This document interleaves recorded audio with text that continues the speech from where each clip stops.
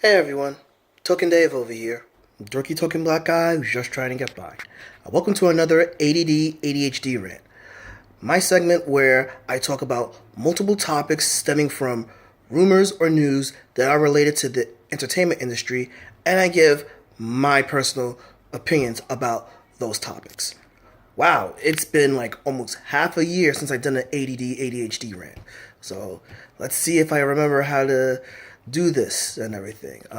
So let's start out with some awesome news that basically it looks as if Mark Hamill will have a role in the MCU. Because apparently earlier last week, basically on Twitter, Mark Hamill basically said, "Yo, I'm still looking for a job and everything." And James Gunn of Guardians of the Galaxy fame, or the director, approached him and said, "I could probably use you in Guardians of the Galaxy 3." And that is amazeballs, particularly since like a lot of people are like, not happy with basically the direction Mark Hamill's character, his most famous character, Luke Skywalker, took in Star Wars The Last Jedi, which I personally actually love the direction myself. But neither here or there, basically, adding Mark Hamill into the MCU is just awesome, and it just makes the MCU more epic than ever. And hopefully it gives Mark Hamill a bit of a resurgence back into Hollywood. Now, it's not that he's been gone or anything. He has had small roles here and there, and of course, there's the awesome voice work he does as a Joker. But it's always nice to see Mark in a major movie, and basically since he's like, fanboy royalty as like, Luke Skywalker, it will be awesome to see him in the MCU. As he is in Guardians of the Galaxy 3, I could think of no better character for him to play than basically Adam Warlock, because since he was the savior of the rebellion in the original Star Wars trilogy, why not have him as basically Marvel's equivalent to Jesus, actually? Because basically Adam Warlock became like, Marvel's Jesus ever since like Infinity Gauntlet. But by the same token, that would really suck that basically, he won't be in Infinity War and everything. That would really suck. But still, I'm all in for Mark Hamill in Guardians of the Galaxy 3. It would be awesome if he's Adam Warlock. But regardless, anything he's in, I'm in. I'm going to watch as well. On the same topic of Marvel, everyone's like been excited about the news that basically Disney has purchased Fox, and basically everyone's real excited with the fact that after this acquisition, the X-Men and Fantastic Four and other properties will all be under Disney's umbrella, meaning that all movies will be handled by Marvel Studios. Not so fast, kind of hit a bit of a snag, because earlier in the week, it's been reported that Comcast, the parent company of NBC, has actually made a bit of a bid that could jeopardize this acquisition. You see, there's a company in Europe called Sky, and Sky is like, a really big broadcasting company in Europe. From what I've heard and from what I've like lightly read, basically, Fox, Rupert Murdoch, the owner of Fox, he actually made a bid for Sky, and that made Disney actually really want to say, hey, if Fox is putting themselves up for sale, we could acquire that, get all the other movies and stuff and things that they have. Plus, since Sky is big in Europe, we won't have to put any extra money in to try to get into that market. Since Fox would have owned Sky, we could have just been piggybacked off of that. Well, Comcast has put a bid in for Sky, and that could jeopardize the whole deal, from my novice understanding. Now, I have to admit, I have not really kept up with business news, so I have not because with me going to school, trying to do this and all, it's been a little difficult to try to keep up with current events. Hell, I don't get to watch politics enough anymore. But neither here or there. Basically, this whole thing with Comcast trying to buy Sky and basically pretty much devaluing Fox's stake for what Disney already purchased and is trying to get through. that's a bit of a snag. And to top it off, that's not the only snag, because it looks like basically the U.S. government is still not too key with Disney buying Fox for potential monopoly, something that I think I stated a long time ago, But, so while the deal is still going on, nothing's put in ink, and so basically this could be a bit of a problem with that acquisition.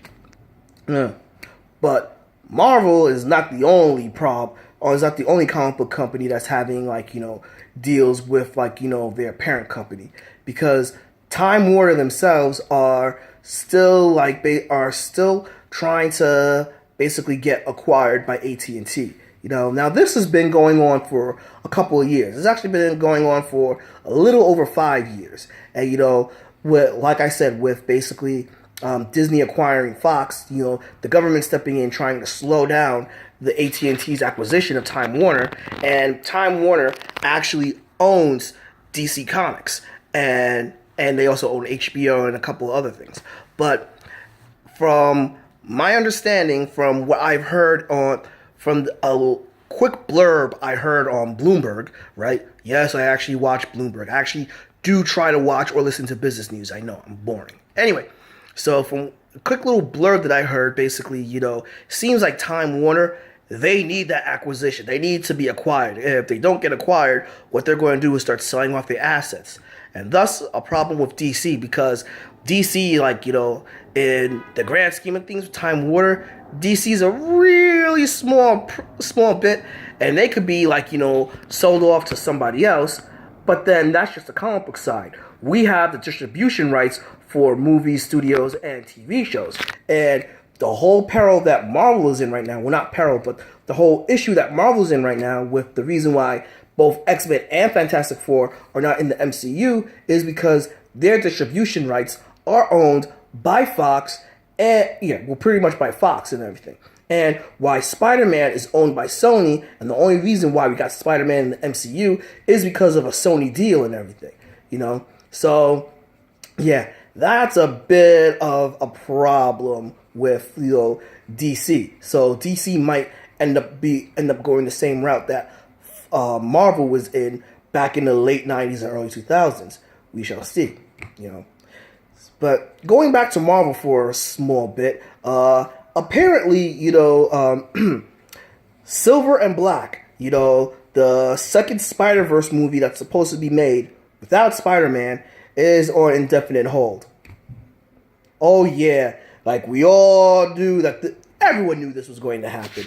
Now, for some of you that don't know, basically, the Venom movie that's coming out, it's supposed to be part of a Spider-Man universe, but without Spider-Man, since Spider-Man is still is on the MCU at the very moment. And so Sony is trying to basically make their own universe without Spider-Man, but with how the Venom trailer dropped, yeah, that is not happening. And to be honest, the Venom trailer is the biggest bet for them to try to pull off the Spider-Man universe. I spoke about basically the idea of basically Sony trying to do a Morbius spinoff and everything. I'll put that link down below, actually. But pretty much, they try to do another spinoff movie with Silver and Black, with Silver being Silver Sable and Black being Black Cat. Black Cat was someone that I've been wanting to see in a Marvel movie for a while, but Silver Sable, average person doesn't know or care about Silver Sable, let alone Black Cat. Some people might know Black Cat from the cartoons, but not a major character in the general public's eyes. So, Sony's really hemorrhaging, and they're really desperate. So I'm just waiting for them to go under and get acquired by someone else. But going back to DC, speaking about DC, basically Wonder Woman 2 is definitely coming out, and they finally found, who they want to play her main nemesis in the movie.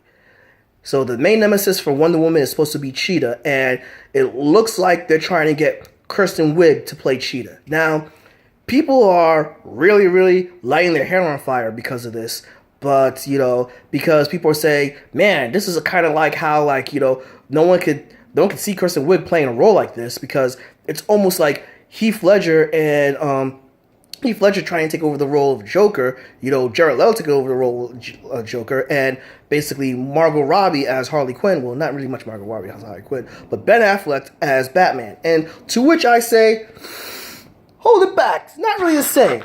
You see, basically, those character choices, right? Those were generally well-known characters. The general public knew Batman fairly well. They knew the Joker fairly well. And the performances that Jack Nicholson gave, and Christian Bale gave, those were like really, really up there. So basically, people had to try to prove themselves. So that really took people aback and everything. This one, Cheetah is not a household name, so the general public doesn't really know Cheetah that well. Some of us fanboys might and everything.